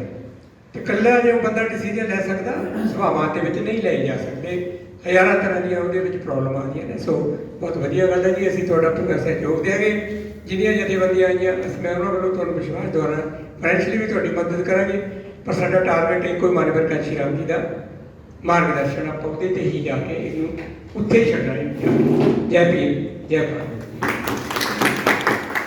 ਪਾਵਰ ਆਫ ਸੋਸ਼ਲ ਯੂਨਿਟੀ ਵੱਲੋਂ ਅਤੇ ਜੋ ਇਹ ਸਮਾਜ ਮਿਲ ਕੇ ਯਾਤਰਾ ਸ਼ੁਰੂ ਕਰਨ ਜਾ ਰਿਹਾ, ਤੁਹਾਡੇ ਵਿਸ਼ਵਾਸ ਦੇ ਨਾਲ ਸਾਡਾ ਹੌਸਲਾ ਵਧਿਆ। ਸੋ ਮੈਂ ਉਮੀਦ ਕਰੂੰਗਾ ਕਿ ਤੁਸੀਂ ਘਰਾਂ ਦੇ ਵਿੱਚ ਜਾ ਕੇ ਹੁਣ ਸ਼ਾਂਤੀ ਦੇ ਨਾਲ ਬੈਠਣਾ ਨਹੀਂ, ਤੁਸੀਂ ਜਿੱਥੇ ਜਿੱਥੇ ਵੀ ਤੁਹਾਡੇ ਸੈੱਲ ਆ ਪੰਜਾਬ ਦੇ ਵਿੱਚ ਉਹਨਾਂ ਤੱਕ ਅਪਰੋਚ ਕਰੋ। ਕਿਸੇ ਨੂੰ ਕੋਈ ਗਿਲਾ ਸ਼ਿਕਵਾ ਸ਼ੰਕਾ ਹੈ ਉਹ ਗੱਲ ਕਰ ਸਕਦੇ ਹੈ। ਸੋ ਮੈਂ ਕਹੂੰਗਾ ਕਿ ਯਾਤਰਾ ਤੁਸੀਂ ਆਪਣੀ ਸਮਝ ਕੇ ਇਹਨੂੰ ਅੱਗੇ ਨੂੰ ਲੋਕਾਂ ਤੱਕ ਲੈ ਕੇ ਜਾਓ। ਸੋ ਤੁਹਾਡਾ ਬਹੁਤ ਬਹੁਤ ਧੰਨਵਾਦ। ਸੋ ਜਿਵੇਂ ਤੁਸੀਂ ਐਂਡ ਦੇ ਖੁਦ ਹੀ ਕਹਿ ਦਿੱਤਾ ਕਿ ਫੈਸਲਾ ਇਕੱਲਿਆਂ ਨੂੰ ਲੈਣਾ ਪੈਂਦਾ, ਸੋ ਇਹ ਤਾਂ ਫੈਸਲਾ ਵੀ ਮੈਂ ਕਹੂੰਗਾ ਸਰਕਾਰਾਂ ਵੱਲੋਂ ਹੀ ਆਇਆ। ਤੇ ਇਹ ਫੈਸਲਾ ਜਿਹੜਾ ਆ, ਮੈਨੂੰ ਬਹੁਤ ਲੋਕ ਡਰਾਉਂਦੇ ਵੀ ਆ, ਕਹਿੰਦੇ ਵੀ ਆ, ਇੱਥੇ ਤੱਕ ਸੰਤਾਂ ਨੇ ਕਹਿ ਦਿੱਤਾ ਕਿ ਝੰਡਾ ਕੱਲਿਆਂ ਦੇ ਹੱਥ 'ਚ ਦੇ ਜਾਣਾ। ਮੈਂ ਕਿਹਾ ਆਇਆ ਵੀ ਤਾਂ ਇਕੱਲਾ ਹੀ ਸੀ, ਆਇਆ ਵੀ ਇਕੱਲਾ ਸੀ, ਜਾਣਾ ਵੀ ਇਕੱਲੇ ਨਾਲ। ਤੇ ਪਰ ਮੈਨੂੰ ਸਮਾਜ 'ਤੇ ਯਕੀਨ ਆ, ਸਮਾਜ ਜਿਹੜਾ ਆ ਨਾ, ਜਦੋਂ ਉਹਦੇ ਹੱਕ ਦੇ ਵਿੱਚ ਕਿਤੇ ਆਵਾਜ਼ ਨਿਕਲਦੀ ਆ, ਸਮਾਜ ਦਾ ਕਦੀ ਵੀ ਭੁੱਲਦਾ ਹੀ ਨਹੀਂ। ਅੱਜ ਇਹ ਬਾਬਾ ਸਾਹਿਬ ਦਾ ਨਾਂ ਆ ਦੁਨੀਆ ਦੇ ਉੱਤੇ ਨਾ, ਤੇ ਸਮਾਜ ਦੇ ਕਰਕੇ ਨਾਂ ਆ। ਉਹਨਾਂ ਸਰਕਾਰਾਂ ਨੂੰ ਭਾਵੇਂ ਉਹ ਸਾਡੇ ਅਗੇਂਸਟ ਕੰਮ ਕਰ ਰਹੀਆਂ, ਪਰ ਬਾਬਾ ਸਾਹਿਬ ਦੀ ਫੋਟੋ ਦੇ ਅੱਗੇ ਨਤਮਸਤਕ ਹੋਣਾ ਹੀ ਪੈ ਰਿਹਾ। ਸਿਮਿਲਰਲੀ ਸਾਡੇ ਸ਼੍ਰੋਮਣੀ ਸੰਤ, ਸਾਡੇ ਵਾਲਮੀਕ ਸਵਾਮੀ ਜੀ, ਸਾਡੇ ਜਿੰਨੇ ਵੀ ਰਹਿਬਰ ਹੈਗੇ ਆ, ਉਹਨਾਂ ਨੇ ਮਨੁੱਖਤਾ ਲਈ ਜਿਨ੍ਹਾਂ ਨੇ ਕੰਮ ਕੀਤਾ, ਉਹਨਾਂ ਦਾ ਹੀ ਨਾਂ ਰਹਿੰਦਾ। ਸੋ ਅਸੀਂ ਥੋੜਾ ਜਿਹਾ ਦੇਰ, ਮੈਂ ਇੱਕੋ ਹੀ ਗੱਲ ਕਹੂੰਗਾ, ਤੁਸੀਂ ਬਾਰ-ਬਾਰ ਉੱਥੇ ਨੂੰ ਨਾ ਜਾਓ ਕਿ ਪੋਲੀਟੀਕਲ। ਇਹ ਪੋਲੀਟੀਕਲ ਨੂੰ ਸਿੱਧੇ ਕਰਨ ਲਈ ਆਈ ਹੈ, ਇਹ ਪੋਲੀਟੀਕਲ ਨੂੰ ਸਿੱਧੇ ਕਰਨ ਲਈ ਆਈ ਹੈ। ਜਿਹੜੇ ਪੁੱਠੇ ਮੁੜੇ ਹੋਏ ਆ, 75 ਸਾਲ ਹੋ ਗਏ ਚੋਪੜਾ ਜੀ, 75 ਸਾਲ ਹੋ ਗਏ, 16 ਤੇ 38 ਸਾਲ ਹੋ ਗਏ ਬੀਐਸਪੀ ਨੂੰ ਬਣੀ ਨੂੰ। ਅਸੀਂ ਨੱਥ ਨਹੀਂ ਪਾ ਸਕੇ ਕਿਸੇ ਨੂੰ, ਨੱਥ ਪੌਦਾ ਪਾਵਾਂਗੇ, ਐਸੀ ਨੱਥ ਪਾਵਾਂਗੇ ਕਿ ਉਹਦਾ ਹਿੰਮਤ ਨਾ ਪਵੇ ਕਿ ਗੱਡੇ ਨੂੰ ਕਿੱਧਰ ਨੂੰ ਖਿੱਚ ਕੇ ਜਾਣਾ।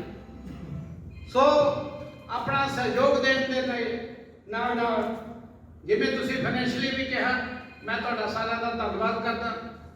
ਉਮੀਦ ਕਰਦਾ ਕਿ ਤੁਹਾਡੀਆਂ ਇਸ਼ਾਵਾਂ ਦੇ ਉੱਤੇ ਖਰਾ ਉਤਰ ਲਈ ਸਤਿਗੁਰ ਮਿਹਰ ਕਰਨਗੇ। ਉਹਨਾਂ ਦੇ ਕੋਟ ਆਸਰੇ ਨਾਲ ਤੁਰੇ ਹਾਂ। ਸੋ ਸਾਨੂੰ ਇਸ ਕਰਕੇ ਇਹ ਯਾਤਰਾ ਜਿਹੜੀ ਆ, ਇਹ ਭਗਤੀ ਔਰ ਸ਼ਕਤੀ ਦੋਨਾਂ ਨੂੰ ਨਾਲ ਲੈ ਕੇ ਚੱਲ ਰਹੀ ਹੈ। ਇਹ ਐਵੇਂ ਨਹੀਂ ਚੱਲੀ। ਸੋ ਇਸ ਕਰਕੇ ਸਾਨੂੰ ਇਹ ਭੁਲੇਖੇ ਦੇ ਵਿੱਚ ਆ ਕਿ ਸਤਿਗੁਰ ਗੁਰੂਆਂ ਨੇ ਕੀਤਾ ਕੁਛ ਨਹੀਂ। ਗੁਰੂਆਂ ਨੇ ਜੋ ਕੀਤਾ ਨਾ ਉਹਨਾਂ ਤੋਂ ਬਿਨਾ ਅੱਗੇ ਨਹੀਂ ਸੀ ਹੋਣਾ। ਸੋ ਸਾਰਿਆਂ ਨੂੰ ਸਾਨੂੰ ਚਾਹੀਦਾ ਕਿ ਆਪਾਂ ਜਿੱਥੇ ਜਿੱਥੇ ਨਿਸ਼ਚੈ ਜਿੱਥੇ ਦੀ ਬੜੀ ਹੋਈ ਹੈ ਉੱਥੇ ਬੜੀ ਰਹੇ। ਜਿਹੜੀ ਪੋਲੀਟੀਕਲ ਪਾਰਟੀ 'ਚ ਤੁਸੀਂ ਬੈਠੇ ਰਹੋ, ਲੇਕਿਨ ਇੱਥੇ ਕਿਸੇ ਇਹ ਨਹੀਂ ਕਿ ਸਾਡੀ ਪਾਰਟੀ ਰਾਜ ਜਾਊ ਤਾਂ ਗੱਲ ਬਣਨੀ ਹੈ। ਇੱਥੇ ਤਾਂ ਜਿਹੜੀ ਮਰਜ਼ੀ ਪਾਰਟੀ ਰਾਜ ਜਾਵੇ ਉਹਦੇ ਲੱਤਾਂ ਤੋੜ ਦੋਗੇ, ਜਿਹੜੀ ਮਰਜ਼ੀ ਪਾਰਟੀ ਆ ਜਾਵੇ, ਕਿਉਂਕਿ ਤੁਹਾਡੇ ਬੰਦੇ ਜਾ ਕੇ ਉੱਥੇ ਗੁਲਾਮ ਬਣੇ ਹੋਏ। ਉਹਨਾਂ ਗੁਲਾਮਾਂ ਦੇ ਵਿੱਚ ਕਿਵੇਂ ਉਹਨਾਂ ਗੁੰਗਿਆਂ ਨੂੰ ਬੁਲਾਉਣਾ ਹੈ, ਕਿਵੇਂ ਗੁੰਗੇ ਬੋੜਿਆਂ ਨੂੰ ਪੁੱਛਣਾ ਹੈ, ਇਹ ਸਾਡਾ ਮਕਸਦ ਹੈ। ਸੋ ਇਸ ਕਰਕੇ ਆਪਾਂ ਉਸ ਪਾਸੇ ਨੂੰ ਜਾਣਾ। ਸੋ ਸਾਰਿਆਂ ਦਾ ਬਹੁਤ ਬਹੁਤ ਧੰਨਵਾਦ, ਤੁਸੀਂ ਸਮਾਂ ਦਿੱਤਾ। ਸਾਰਿਆਂ